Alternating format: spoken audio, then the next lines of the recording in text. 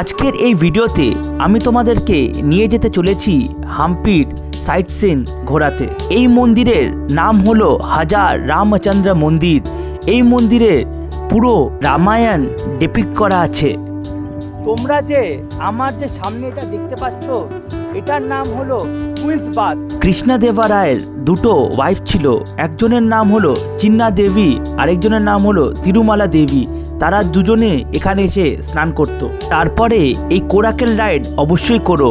কাশ্মীরে যেরকম আছে শিকারা রাইড, হাম্পিতে আসলে তোমরা এই তুঙ্গভদ্রা নদীর ওপরে কোরাকেল রাইডটা অবশ্যই করো। এত ভালো মানুষ, ঠিক আছে, ইনি হ্যান্ডিক্যাপ, কিন্তু আমাকে বাইক করে স্কুটি করে আগে অবধি ছেড়ে দিল। ঠিক আছে, nice to meet with you, take care, okay, you are a very good person, very good person, okay, nice to meet with you, take care sir, take care. নমস্কার বন্ধু, স্বাগতম করছি আরেকটা নতুন ভিডিওতে। এখন আমি রয়েছি হাম্পিতে, one of the historical place and UNESCO world heritage site. আজকে আমি হাম্পিতে তোমাদের সাইট সিনগুলো ঘোরাবো। বিরূপাক্ষা টেম্পল, ভিট্টাল টেম্পল তো ঘোরালামই, এত হিস্টোরিক্যাল ব্যাপার সব ইনফরমেশান দিয়েছি। কী কী জায়গা আজকে ঘোরাবো, ভিডিওটা শুরু করা যাক, লাস্ট অবধি দেখতে থাকো সাইট সিনগুলো হাম্পির। তোমরা যে আমার যে সামনে এটা দেখতে পাচ্ছ, এটার নাম হলো কুইন্স বাথ। যখন রাজারা লড়াই করতে যেত, রানীদের সময় কিভাবে কাটবে, তার জন্য রানীরা সবাই কুইন্স বাথে আসতো স্নান করতে। কুইন্স বাথে এই জায়গাটায় ছিল যেখান থেকে জল আসতো।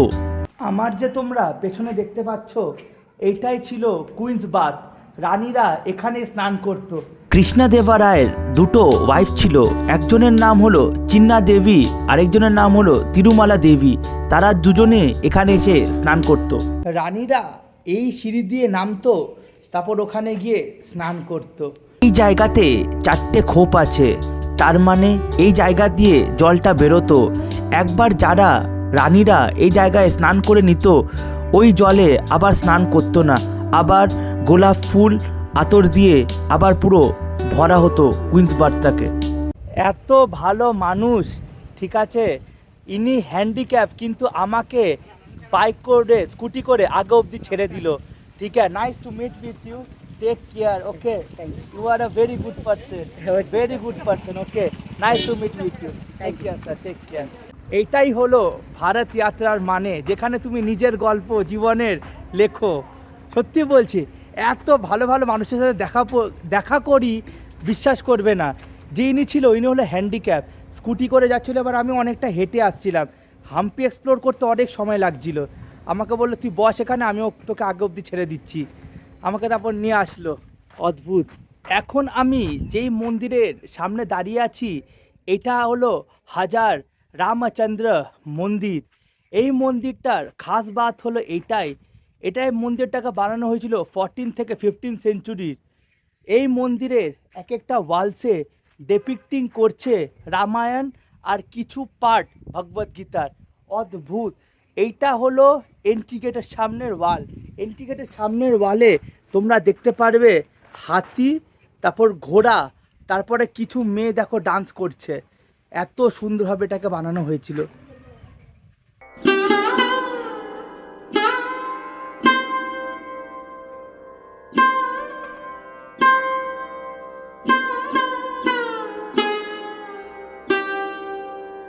এই জায়গাতে দেখো পুরো রামায়ণটাকে ধরে তুলেছে, কি সুন্দরভাবে এঁকেছে।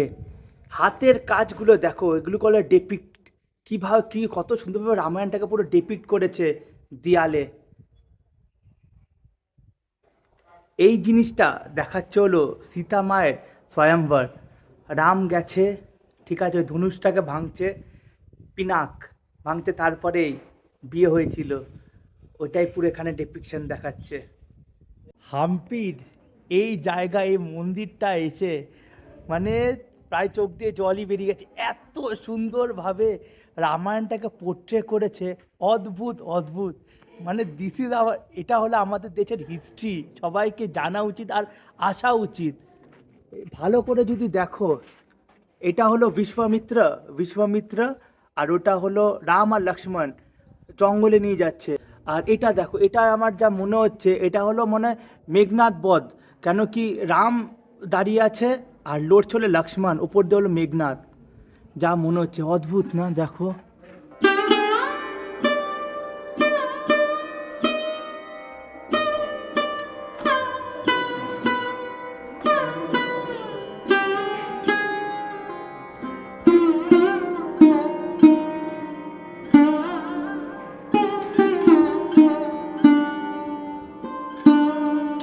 তোমরা যদি ওপরটা ভালো করে দেখো, ওইটা মনে হচ্ছে দেখাচ্ছে রাম সেতু তৈরি করছে, বাদররা পাথরটা নিয়ে আছে, ওটা মানে রাম সেতু তৈরি করছে।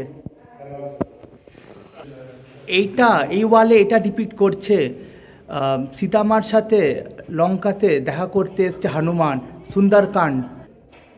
কি সুন্দর ডিপিক্ট করেছে।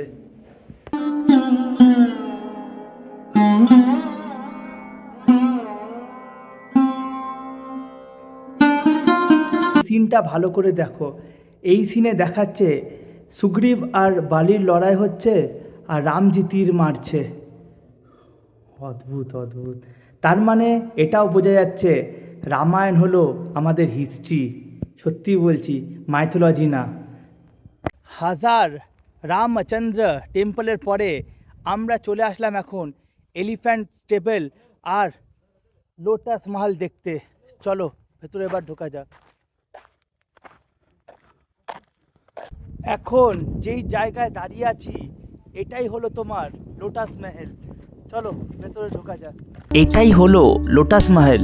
ওপর থেকে দেখতে গেলে পুরো পদ্মর মতন লাগে। এইটার বিশেষত্ব এটাই ছিল, এখানে তিনটে ধর্ম একসাথে মিলিত হয়েছে, মুসলিম, হিন্দু, তার উপরে জৈনিজম। যেহেতু রাজা বিশ্বাসী ছিল তিনটে ধর্মতেই। আমার পেছনে তোমরা যেই জায়গাটা দেখতে পাচ্ছ এটা হলো এলিফ্যান্ট স্টেবল।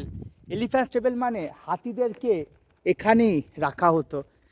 এটা হলো হাতিদের ঘর। এই দেখো হাতিরা ভেতরে থাকতো। হাতিরা এখন কারা থাকে? এখন পায়রারা থাকে।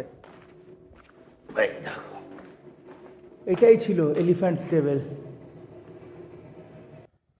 লোহার শিকল দিয়ে দুদিক দিয়ে বাঁধা থাকতো, এই দুদিক দিয়ে লোহার শিকল দিয়ে বাঁধা থাকতো, আর হাতি মাঝখানে দাঁড়িয়ে থাকতো।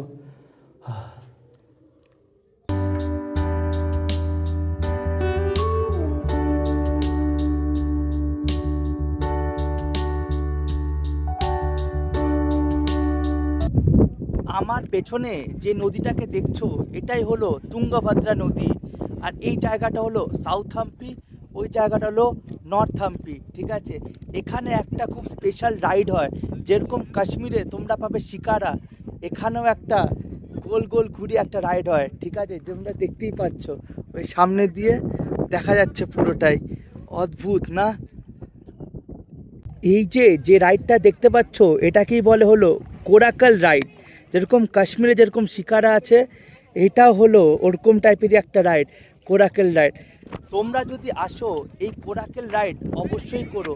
পার পারসন এই রাইডের নিচ্ছে হলো 500 টাকা। যেহেতু আমি সিঙ্গেল, আমার চার্জটা অনেকটাই বেশি। এখানে মেনলি যারাই আছে ফ্যামিলির সাথে বা তোমার জয়েন্টই আছে। ঠিক আছে, তো আসলে অবশ্যই এটা নতুন এক্সপিরিয়েন্সটা ট্রাই করো। তুঙ্গভদ্রা নদী থেকে ওখানে নিয়ে যায়, আবার ঘুরিয়ে এখানে নিয়ে আসে। ঠিক আছে, অসাধারণ একটা অভিজ্ঞতা পাবে তোমরা। কোরাকেল রাইডের বেস্ট টাইমিং হলো সন্ধে নাগাদ। তোমরা যদি কোরাকেল রাইড করতে চাও চলে আসবে হলো 5:30 নাগাদ। তাই আজকের ভিডিওটা এখান থেকে রাখছি। দেখা হচ্ছে হাম্পির আরেকটা নতুন এপিসোড নিয়ে।